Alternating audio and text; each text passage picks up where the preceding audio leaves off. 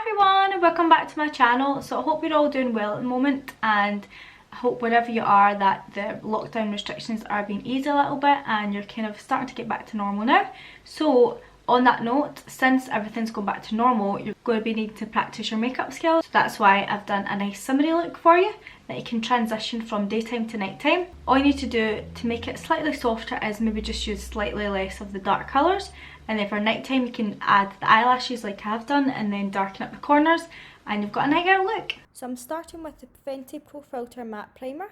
I'm popping that around the nose, the forehead and the chin where I get most oily. So this is a lovely smoothing primer and is of course cruelty free like everything in this video.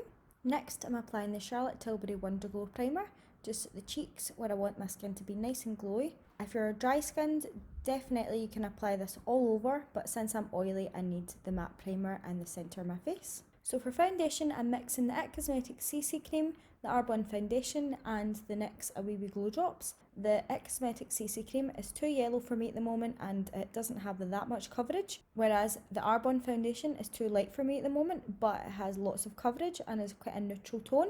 Then the NYX A Wee Wee Glow Drops give just a beautiful dewy finish and they have a reddy undertone, so all three combined just make the perfect shade for my skin at the moment because I do have a little bit of tan from the sun and a bit of redness as you can see on my chest. So I just take a little bit of those products over the chest to colour correct and diminish some of that redness. Next I'm taking the Too Faced Sculpting Concealer under the eyes and around the centre of the skin. So this has a slight yellow tone which is going to help to brighten those areas. And then I'm taking the Jeffree Star concealer on the rest of the face where I have any blemishes or redness. So this shade is slightly darker, so it's going to blend in properly with the actual foundation. Then I'm taking a little bit more of the Too Faced Sculpting Concealer, popping that under the eyes just for some extra brightness and on the eyelids as an eye base. Then for contour, I'm using the Revolution Foundation Stick in F12. So I'm applying this around the cheekbone, the forehead and slightly on the jawline just to give a more sculpted effect. Then to set the face, I'm using the Charlotte Tilbury Airbrush Powder in shade 1. So this really does smooth the skin and give an absolute airbrush flawless effect. It just smooths away any pores and blurs the skin. Also it takes away quite a lot of the shine, but it's not a very dry powder, so it's great for dry skin. But as you know, I'm oily and it does the job for me too. Next for bronzer, I'm using the Revolution Pro Golden Glare Bronzer. So this is a very warm toned shimmery bronzer as you can see. So I feel like this blends in the tones when I've caught the sun a little bit. Because it does have that warm reddy undertone, it really does help to bring together all the tones on the face and the neck as you can see. So to achieve a fluffy brow look, I'm using the Soap Brows Brow Gel just with a little spoolie and then just pushing the eyebrows up to make them sit up straight, more fluffy and make them look a bit fuller. Then for eyeshadow, I'm using the MMMitchell palette and I'm using the shade Modest, so it's a quite pastel yellow, so I'm just taking that through the crease on a fluffy brush. So these kind of transition shades are super important when you're doing makeup because they just help you blend out your darker or brighter colours. Next, I'm moving on to the shade Main from the palette, so it's a warm dark brown, and I'm just taking that on a small flat shader brush and just taking that over the outer half of the eyelid. So because I've got that first transition colour, it's just easier to blend between the two. So just lay down the colour first, don't worry about blending so much, you want to make sure it's really pigmented. And then I'm just taking a little bit more of that deep brown shade on a clean fluffy brush and just blending the two together. So this may take a little while because the colours are so pigmented, they really do stick to the eye base. Just work slowly and just blend them back and forth, just using a mixture of the light colour and the darker colour whenever you need. If you're struggling to blend the dark colour, just take some of the light colour we used first and that'll help you blend that darker shade. Then to add more depth, I'm taking some more of the dark brown shade over the lid and just blending out with a fluffy brush. Blend. And repeat on the other side, blend.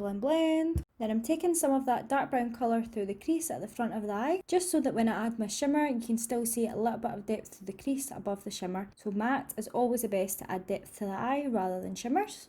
Then just keep adjusting it until you're happy with everything. Then I'm taking some of that light yellow shade again on a smaller blending brush and just working that at the very outer edge of the eyeshadow.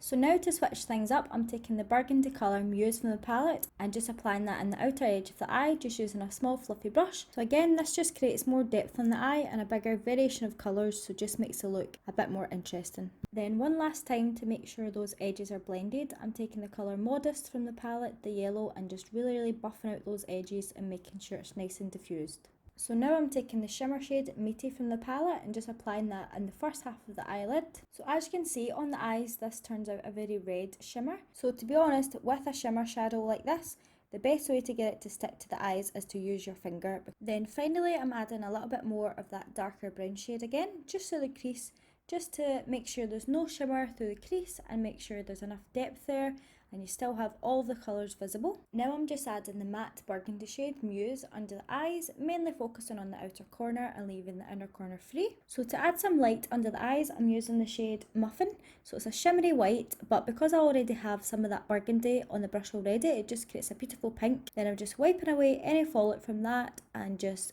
blending out the edges one last time before we're finished. Then don't forget to pop that shimmer on the inner corner, that is the finishing touch. Next, for the waterline, I'm using the NYX bronze liner. So this is one of my favourites and it's just very simple and easy to wear.